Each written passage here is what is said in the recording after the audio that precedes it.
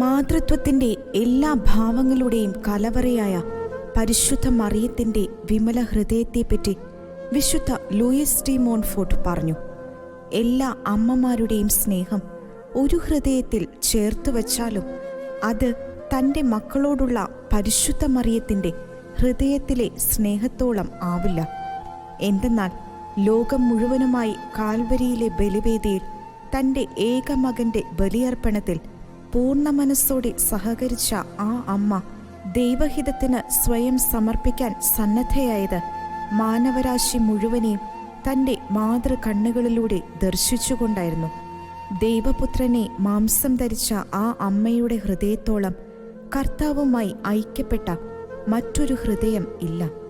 കർത്താവിൻ്റെ ഹൃദയത്തുടിപ്പുകൾ ഏറ്റവും അടുത്തറിഞ്ഞ അമ്മയുടെ വിമല ഹൃദയത്തിൻ്റെ മാതൃതണൽ നമുക്ക് എത്രയും സുരക്ഷിത സങ്കേതമാണ്. ആ ഹൃദയത്തിൽ വിശ്രമിച്ചാൽ കാലിടറാൻ നമ്മുടെ അമ്മ അനുവദിക്കുകയില്ല. കർത്താവിൻ്റെ ഹൃദയത്തിലേക്ക് അമ്മയുടെ ഹൃദയത്തിലൂടെ നമുക്ക് പ്രവേശിക്കാനാകും എന്നത് സുനിശ്ചയം.